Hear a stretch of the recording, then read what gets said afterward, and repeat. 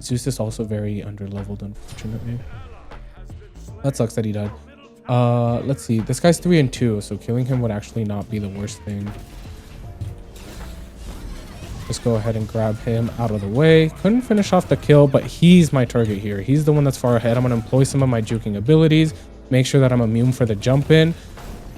Dude, everyone's running agility, and that's 1. And that's 2. And now I'm going to go ahead and call attack the Gold Fury. I was literally able to fight 3 people by myself. Granted, again, 2 of them are pretty underleveled. We've been shitting on them the whole game. No, I'll try to remember to link it down in the description. But in case I do... Dude, why does he keep initiate on me? Really, are you... Dude, I'm down to fight you both. If I can hit autos, that is. Go ahead and go in for the ultimate. I have the Aegis available. That's 1 of them dead.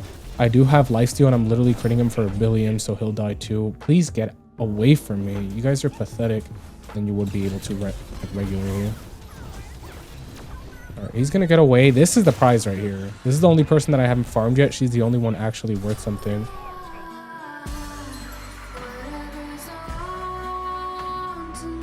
Hello, hope you guys are doing well, and today I'm bringing you some Soul ADC gameplay. Soul is one of my all-time favorite characters, not just in Smite 2, obviously in Smite 1, she was one of, if not my most played character in Smite 2.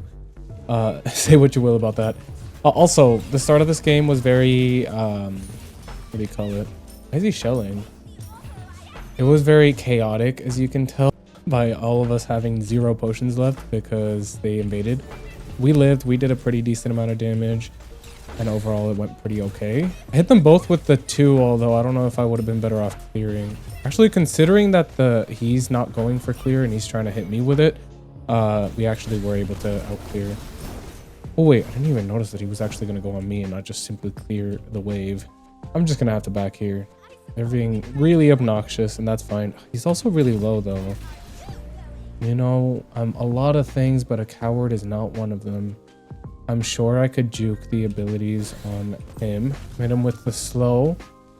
A lot of damage. I won't get hit by Genesis 2 here, especially if he's not even looking at me. And now they're in a pretty bad position because they're low to the point where they're going to have to give up this camp over here, and that's going to go very well for us. Very interesting to be that aggressive without the chops to back it up. They literally lost the early game invasion over here. I managed to hit Janice basically right before it, right to the point of death. And now also they ended up losing the camp anyway, so I don't know what the whole point of that was. And since I have some built-in sustain, I'm just going to sustain through everything.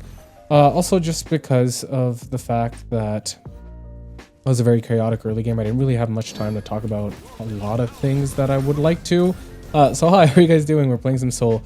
The thing is that the build was at the start of the video in the form of a screenshot, if that's the only reason you were here. Dude, we literally claimed all of the jungle camps because they're playing like idiots. Love to see that. I see some kill potential if they try to go on me here. Oh, dude, this guy's straight up dead. Good Aegis, not enough to save him. And you know what? If I could hit autos, then I'll kill this guy too. 1, 2. Nice. Hesitated a little bit on the auto attacks, but I managed to grab that double kill and now I'm back. And who would have thought?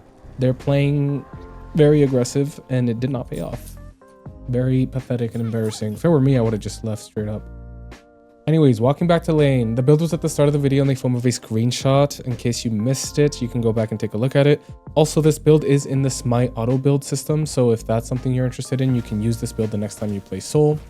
It has some substitution items in it. Ooh, it's gonna be a lot of damage, but also they didn't clear waves, so, and I have lifesteal, so what does it actually accomplish? I would have to say not a whole lot. Do some good damage there. I'm gonna Aegis on the way down to avoid a large amount of the incoming damage, and then I can go back to being pretty aggressive. Again, at the end of the day, I do have sustain through both my 1 and some lifesteal, so this tick damage that he's doing, although pretty large bursts of damage, doesn't end up being quite too... Oh, I say that, I'm gonna kill him, but then I'm in really big trouble. Unless he misses, and now I'm back to being... Let me go ahead and ult him here, just to put some distance between me and him to ensure that he can't just straight up kill me. I need to make sure that I stay away from walls, because that's what he's gonna try to do, is teleport through a wall and grab that kill. Wonder where he is. I won't go on this camp until I know that he's back in lane. Actually, I mean, he doesn't have enough damage to kill me now after I healed a little bit. It's nice. able to claim yet another kill with the use of an Aegis. And I'm sure that after that, and once I come back with my item, 3 kills in, they'll stop being so aggressive, because it really is not going in their favor at this very current moment. You know, the definition of insanity is doing the same thing over and over and expecting different results. Well, I'm hoping that they keep doing it, because, you know, a 4th kill is something I really wouldn't mind. I'm going to attempt to clear this camp before they both come back, because then I could be in some trouble. And then back grab my item, and that's going to be huge for me. Having that large amount of sustain when they're playing this aggressive is going to be a literal game changer. So I'm going to go ahead and do that now. Alright, I have returned. I'm back in lane. Anyways, yeah, we're going to talk about a couple of things in this video. I know we haven't had time to talk about a whole lot just yet. But we're going to talk about a couple of things. Obviously, we're going to talk about playing Soul. Nice job. Dude, I'm down to kill him again. He just dashed. Let me go ahead and ult here all the way around. 1 auto. Nice, I hit it. Please. Please, keep killing yourself. Like, hello? Make sure he's not backing in there. Oh, he's over here. That's fine. I'm not too worried about what he's doing. To be fair, he's just going to teleport over to the other side of the lane. Oh, she's here, though. Nice, he lives. That's what matters at the end of the day, is that he doesn't die. That's the important part. Let me attempt to juke that. I don't want to get hit by any incoming damage right now with the Medusa here. Oh, this Medusa's, I've played against her. She blows. She's really bad, but she thinks she's really good, and that's the main crux of the issue here. Go ahead. Oh! I turned back around and looked right at her. This sucks. Nice job. Anyways, I played against this Medusa literally last game. And I played her in ADC. Right now, I guess she's the jungler. And she was really, like, bad, but very cocky. Kind of almost similar to this Apollo, to be honest, but even worse. Like, at least this Apollo's, like, doing something of value. Doing some damage. She played super cocky and global emoted, and then I killed her 3 times and she DC'd. So the penalty... Dude, notice how I'm ignoring them? Like, this literally means nothing to me. We're keeping them from the wave. I'm here, like, ready to pounce on him. He's completely out of mana. Nice. But yeah, like I was mentioning, very obnoxious. Honestly, to the point of, like, this is rage bait at this point, because it's working. This pisses me off when they're so bad, but, like, they play as if they were the best thing since sliced bread. What was I saying about this Medusa? Oh yeah, and then she literally rage quit. Like, after I killed her 3 times. After, like, global emoting, pretending like she was the best fucking player ever to grace me with her presence. And then she just fucking rage quit. It was really pathetic. So the penalty, because I literally queued this game right after that one. The penalty should have been a lot longer to not let her get into my game again and just troll. I'm gonna focus on him. He's kind of tunnel vision on killing the, what's his face? I'm trying to peel for him, like, from both angles and ensure that he doesn't die. But unfortunately, he's gonna die anyways. I'm gonna stay immune just for that. Just in case he was bad enough to just straight up do that. Can I hit autos, please? I'm with the slow. I have my Aegis if necessary, but I don't think it'll be necessary. Hit him with that auto attack and grab that double kill. You guys are kind of pathetic. Are you gonna leave just like the Medusa? Because I'd be leaving if I were you guys. Anyways, where was I? I'm having a little bit of fun. I haven't even had time to commentate over the general things happening in this game. Soul's strengths and weaknesses. Soul's biggest strength by far, at least when it comes to ADC, is going to be her insane lane pressure. She has really good auto attack damage early. She has really good ability damage early, and it just makes it really hard to lane up against her. It would have been made even harder if we have a traditional support, but we have a Zeus instead. So Zeus can apply damage just like but that's about all. He's lackluster in CC, especially in the early game. And he doesn't really have much of anything else other than just straight up just damage. And that, coupled with just me having straight up damage, doesn't really mean much. It could have been a lot harder to lane up against us, to be honest, if we had a traditional support to tank some of the incoming damage that I had to take and let me be super aggressive. And that's kind of it. Why would he ult, dude? Dude, this is so bad. I don't even know if I can post this because they're obviously trolling. They are so tunnel vision by getting kills. They don't even pay. Anyway, whatever. Let me stop getting sidetracked. Another one of her like greatest strengths is going to be her double CC immunity. She has CC immunity in both her third ability and her ultimate. Granted, they're different kinds of CC immunities, right? Like her, let me not get hit by some incoming damage. The CC immunity on her third ability, it's not like something that you can use as a reactionary type of ability. It's very much like, I think I'm gonna need it 3 seconds from now, so I'm gonna use it now, or I see that the jungler's about to make contact with me for this gank, so I'm gonna go ahead and use it now so that when he gets here, I'm immune.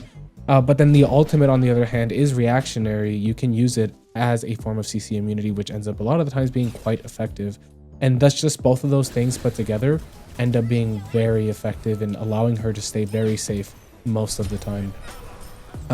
She has built-in sustain, which we already talked about. Again, him choosing to hit me instead of clearing the wave literally allows me to come over to his buff and tell him, hey, you either lose that wave and come contest this buff, or you lose this buff and come contest this wave.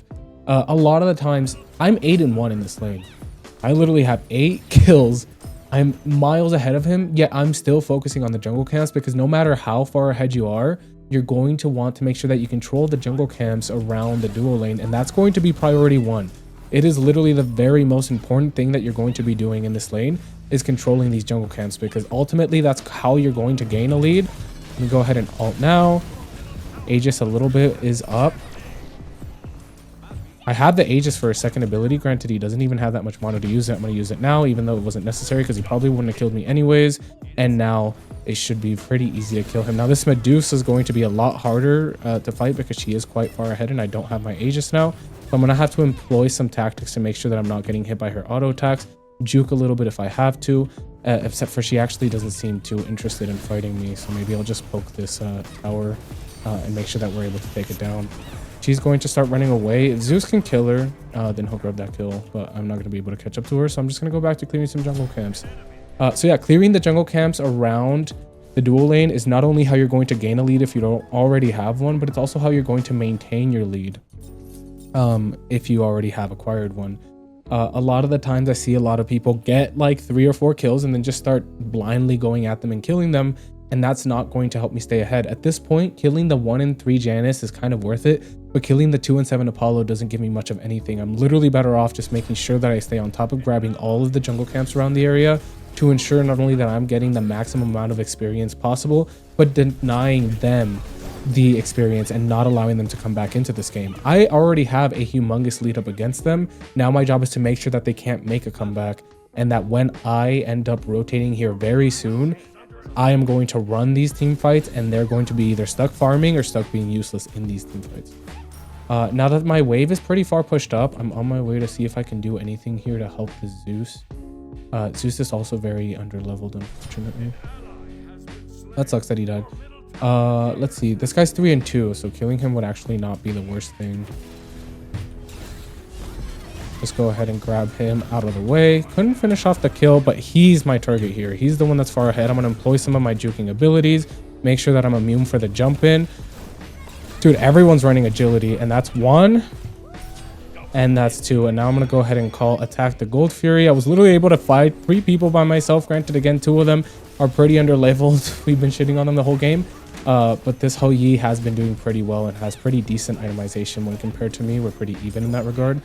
So he was a little bit more of a threat. Thankfully, I did go into my 3rd form immunity before he was able to jump down and knock me up, which probably would have been the nail in the coffin. Granted, I probably would have just Aegis and everything would have ended up the exact same.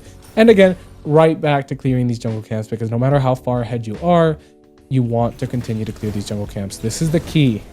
I cannot stress it enough. Every time you play ADC, the key is always going to be literally vacuuming the entire farm around them. If it means you don't ever fight them, then that's fine. You don't have to fight them. You just have to farm so that you can fight them late game and win every single time, right? And the truth of the matter is, if I had that option to not fight them, then I probably would just be farming all the jungle camps around here and not fight them, but they're literally W-king me, and obviously I have to defend myself. Anyways, this video is kind of a stomp. I can't tell if they're trolling. I really can't tell.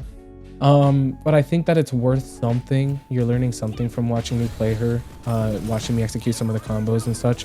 Obviously, this isn't like a complete guide to Soul, where it's more of like a gameplay build-centric video.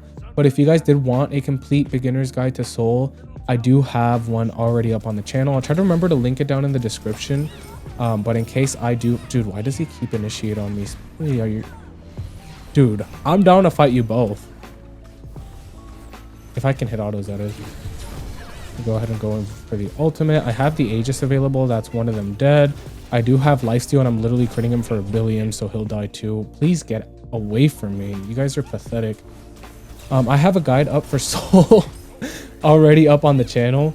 So if you guys are interested in that, if you're new to Soul and want to learn how to play her, then in that guide, I literally cover everything. Her combos, all of her abilities in detail, all of her different build paths, where you should play her, tips and tricks.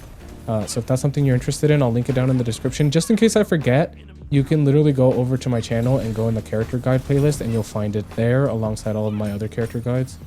Also do subscribe so you don't miss out on any future guides that I make. I also make, like, you know, videos like the one you're watching now, character guides, and also just general guides, Smite 2 guides, like my complete Smite 2 beginner's guide. If any of those things interest you, make sure you subscribe.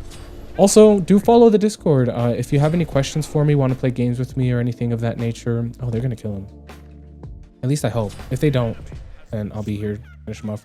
I'm gonna go ahead and call the Fire Giant. I mean, I do so much damage right now. I'm so far ahead in terms of itemization that we could just start taking these objectives. You know, all things considered, their team isn't doing horribly because, again, I'm not getting much gold for killing them at this point. It really is just flexing, me flexing. I'm not actually getting that much gold for it. So they're not, our overall team gold isn't really increasing too heavily. I'm gonna start talking about the build here in a second, but yeah, join my Discord. Also, if you just want some friendly, non-toxic Smite 2, like people to play Smite with, friends to play Smite with, that's a perfect place to do so as well. So if for any reason, join the Discord. I'll welcome you here. And then finally, follow my Twitch for live gameplay. I think that's all I had to mention. I think I already mentioned that this build that I'm using right now is in the Smite 2 God Builder system, so you can use it next time you play Smite. You just have to look up Daxon in the little search bar. There he goes. I was expecting the Apollo leaving. Anyways, where were we? I'm gonna clear some waves and then I'm gonna go follow some of the team fights here. I gotta start like speed going through the build because they're gonna surrender soon. Starting off with the starter item, if you're gonna go critical strike chance, like a critical strike chance build, which I am in this game, then you're going to want to definitely go for Gilded Arrow. Gilded Arrow, the beauty of it is that you have guaranteed critical strike chance from your starter item. So it allows you to only go 2 crit items outside of your starter item, right? Your other 6 item slots. So it allows you to be a little bit more diverse, or rather a lot more diverse with your builds, and do quite a lot more than you would be able to regularly. All right, he's gonna get away. This is the prize right here. This is the only person that I haven't farmed yet. She's the only one actually worth something, and I'll be able to kill her pretty easily, grab my immortal, and they're gonna surrender. I usually wouldn't post videos like this, and I'm gonna post it for 2 reasons. Because I want to like show off how much of a clown this fucking Apollo is specifically. Like, you are fucking pathetic. And then also I feel like at least I talked about some stuff that was pretty valuable. So I'm gonna go ahead and just talk about the build here. I already talked about Gilded Arrow. Up next, Devourer's Gauntlet. You get a lot of lifesteal, some good power. The beauty of this item isn't really so much the lifesteal in the sense that I'm hitting you while you're hitting me, but I'm healing, so I win this fight. It's not really that. The healing is pretty minuscule when you look at it from that sense. I like it more, and it's more important in the sense that, like, I'm passively healing from clearing this wave, right? So whereas someone like this Apollo would have been as well if he wasn't feeding. So I can stay for this extra jungle camp, right? I'm gonna stay for this extra wave because I'm healing. You're too low to stay, but I've been healing, so I've been staying, getting this extra wave here, a couple extra minions there. I'm able to stay to grab this jungle camp, and having that sustain in game really makes it super easy to get those extra bits of XP and gold, which on their own doesn't mean too much, but all together, a couple waves here, 2 fucking jungle camps there. Sorry, dude, I've been swearing so much. Dude, the rage bait was real with this. I don't know why I'm mad that they were literally throwing themselves at me. I just think it's just such confidence to think that they could fight me. Anyways, whatever. Yeah, these things end up adding up to a 1-2 level lead, and eventually like a full item lead. They lead to a lead in experience in gold, which will lead to you being able to push them out of lane, get more experience in gold, and it's just kind of a snowball effect of you being able to get more items than them, more levels than them, and fight more people sooner, if that makes sense. After that, we go into the Demon Blade. The Demon Blade is going to allow you to just have that critical strike chance, but specifically the attack speed is what I like. right? You gain a large, this item gives you a lot. It gives you strength, attack speed, and critical strike chance. And then also with the passive, if you hit a critical strike chance on an enemy, and this could be a minion, then you gain 30% attack speed on top of the 15 that it already gives you. This is a heavy amount of attack speed that a lot of the times, if you hit a critical strike in the early game, the team's not going to be, the enemy opponent is not going to be kind of ready for that large amount of attack speed, and it'll lead to an early kill on, you know, not non-suspecting opponents. And it just ends up being really nice. It's also probably the best option for your critical strike chance in the early game because all the other items don't really give you much other than crit, right? Rage is just crit. Deathbringer is really expensive and just crit, whereas this gives you the lifesteal as well. After that, Odysseus Bow is oftentimes the item that I'm going to go for next. It just gives you a lot of attack speed. So now, I know earlier we talked about the diversity that Gilded Arrow allows you to go. Usually if you don't go Gilded Arrow and you don't have the guaranteed kind of late game critical strike chance from Gilded Arrow, then you have to go 3 critical strike chance items. And that leads to a situation where you're putting a lot of your eggs in one basket, which is the crit basket. And that makes it so that you might not be able to handle some of the tankier characters. That makes it so that you might be ill-equipped to deal with some other other things on the enemy team and just kind of only be able to one-shot the squishies, right? But then the minute the game throws a Sobek at you, you're gonna crumble apart if you just have a bunch of crit. And also this comes to this topic that I wish I would have had time to talk about earlier, because I know a lot of people aren't going to get to this point of the video, and this is very important. There are actually 2 ways to increase your critical strike chance. The first one is quite obvious: buy more critical strike chance. The higher your critical strike chance, the higher chance you have to crit, and there you go, you've increased your crit. But the second one is actually buying more attack speed, right? Because the more attack speed you have, the faster you attack, and each of those attacks have a chance to crit, right? So if I throw out 3 attacks per second, one of those 3 has, you know, or rather all of those 3 have a chance to crit. Where if I'm throwing out 1 attack per second with higher critical strike chance, one of those is going to crit. But I hope I'm making sense, right? The more attacks you throw out, the more per second, the more chance you're going to crit within that 1 second. So there are actually 2 ways to increase your critical strike chance. Now, the weird thing about it is if you just buy a bunch of crit, you're increasing your critical strike chance and that's it. Whereas if you buy a bunch of attack speed coupled with your critical strike chance, you're not only increasing your chance to crit, again, through just simply attacking more often, but you're also going to use that attack speed for other purposes, right? If you're going into Executioner, you're going to be able to stack Executioner faster. If you have an item like Kinsblade, Braggy's Harp, Tearfing, which are very popular items, you're going to be able to proc these items more often, right? So when you buy into more attack speed and less critical strike chance, not only are you increasing your critical strike chance just like you would as if you were just buying a bunch of crit, but you're also assisting your other items with this attack speed, and that is very important. So that's why Odysseus Bow is where it is. And also just the passive is very nice when it comes to clearing wave and just doing a little bit of poke damage to your enemy. After that, I would usually go Executioner to start dealing with some of the tankier characters, because it's at this stage of the game that you're going to start rotating to Gold Fury fights, Pyromancer fights, tower takedowns, and just overall team groupings in the mid to late game, where you're going to need this to deal with some of the tankier characters. Because again, you don't want to put all your eggs in one basket where you're really good at dealing with some of the squishier characters and then you crumble apart the minute you're faced with the wall of a tank, right? You're going to be able to basically deal with everything that comes your way. So Executioner is going to be your best bet here. Now, obviously in this game, not only was I insanely far ahead, but also their support was building, you know, full damage. So I didn't need to shred anyone at this very current moment. Now, if later on the solo laner was obviously going to gain some magical tank items, and then I maybe would have needed an Executioner. Usually he would go Executioner after Odysseus Bow, but this time I went straight for the Deathbringer because of the fact that I was not fighting a tank, and also because I was insanely far ahead. But if you go Executioner here like you would literally every other game, then you'll go Deathbringer after. So Executioner is going to give you more attack speed, and it's also going to allow you to shred enemy protections, which is allowing you to deal with some of the tankier characters. And then Deathbringer is going to be very important because not only does it give you strength and critical strike chance, but it also increases your critical strike chance damage. So now not only are you increasing how much times you're critting, but you're increasing the damage of each individual crit, which is what's going to allow you to play into that one-shot style of play in the later half of the game. And then finally, the last item is up to you, right? If you're having trouble with some of the tankier characters, you can opt into a Kinsblade. Now, not only do you counter the enemy team's tankier characters, high protections with Executioner, but Kinsblade will now, in the later half of the game, also counter the high health bars. And it's just kind of like you're targeting both of their build paths. Every tank is going to build health and protections, and you're covering both. And it's almost as if you're punishing them for building in such a manner in the way that they're supposed to build. And it ends up being really effective for just completely shredding tanks in the late game. Now, if you're in a situation like me where they only have one tank, or the tanks aren't really ever pressured to you, they're never fighting you, you never see them, they're focused on other things, and you never have trouble with them, then you can go into more crit if you want to. You can go into more attack speed. Something like a Lernium bow I tend to value a lot in the late game for that easy poke damage without your auto attack slow penalty. So it really is up to you. All of these situational items are in the custom build if you want to use it.